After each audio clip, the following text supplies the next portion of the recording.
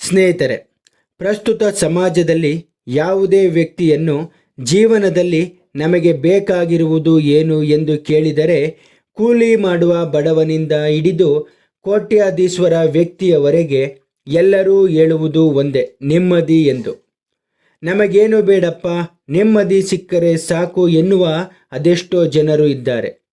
ಹಾಗಾದರೆ ನೆಮ್ಮದಿ ಸಿಗುವುದಾದರೂ ಎಲ್ಲಿ, ಯಾವಾಗ ಸಿಗುತ್ತದೆ? ಸ್ನೇಹಿತರೆ, ನೆಮ್ಮದಿ ಅಥವಾ ಮನಃಶಾಂತಿ ಅನ್ನುವುದು ಇಲ್ಲಿ ಪ್ರತಿಯೊಬ್ಬರ ಅಗತ್ಯಗಳು ಮತ್ತು ಬಯಕೆಗಳು ಸಿಕ್ಕಾಗ ಮಾತ್ರ ಸಿಗುವುದು. ಹಾಗೆ ಅಗತ್ಯಗಳು ಮತ್ತು ಬಯಕೆಗಳು ಪ್ರತಿಯೊಬ್ಬರಲ್ಲೂ ವಿಭಿನ್ನವಾಗಿರುತ್ತದೆ. ಉದಾಹರಣೆಗೆ ಹೇಳುವುದಾದರೆ, ಕಡು ಬಡವನಿಗೆ ಒಂದು ಹೊತ್ತಿನ ಊಟ ನೆಮ್ಮದಿಯನ್ನು ಕೊಡುತ್ತದೆ.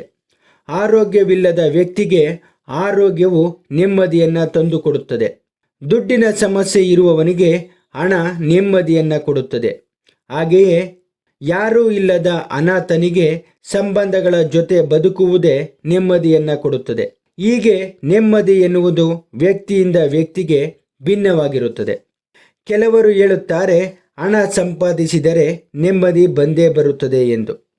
ನೆಮ್ಮದಿ ಎನ್ನುವುದು ಕೇವಲ ಹಣದಿಂದ ಕೊಂಡುಕೊಳ್ಳಲು ಆಗದಂತಹ ವಿಷಯವಾಗಿದೆ. ಹಣವು ಜೀವನದಲ್ಲಿ ಅನೇಕ ಅಗತ್ಯಗಳನ್ನು ಪೂರೈಸಲು ಸಹಾಯ ಮಾಡುತ್ತದೆ. ಆದರೆ ನೆಮ್ಮದಿ ಸಂಪೂರ್ಣವಾಗಿ ಹಣದಿಂದ ಮಾತ್ರ ಸಿಗುವುದಿಲ್ಲ. ನೆಮ್ಮದಿಯನ್ನು ಖರೀದಿಸಲು ಸಾಧ್ಯವಿಲ್ಲ ಎಂಬುದು ಸತ್ಯವಾದ ಮಾತು.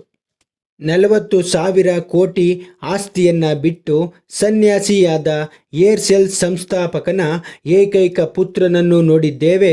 ಹಣ ಆಸ್ತಿಗಾಗಿ ಸಂಬಂಧಗಳನ್ನು ಕಳೆದುಕೊಂಡು ತಂದೆ ತಾಯಿಯನ್ನು ದೂರ ಮಾಡಿಕೊಂಡು ಹಾಗೂ ತಂದೆ ತಾಯಿಯನ್ನು ಅನಾಥಾಶ್ರಮ, ವೃದ್ಧಾಶ್ರಮಗಳಿಗೆ ಬಿಟ್ಟ ವ್ಯಕ್ತಿಗಳನ್ನು ನೋಡಿದ್ದೇವೆ.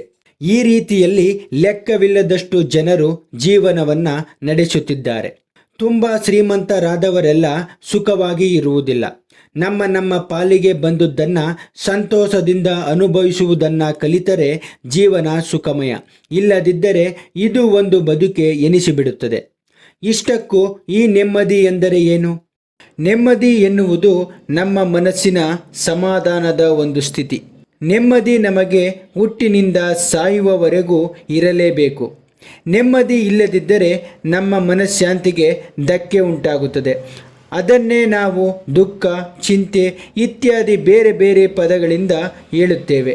ಬದುಕಿನ ಸಹಜತೆಯನ್ನು ಒಪ್ಪಿಕೊಂಡು ಸಮಾಧಾನದಿಂದ ಜೀವನ ಮಾಡುತ್ತಾ ಹೋಗಿ. ನೆಮ್ಮದಿ ನಿಮ್ಮ ಬಳಿ ಸುಳಿಯಲು ಪ್ರಾರಂಭಿಸುತ್ತದೆ.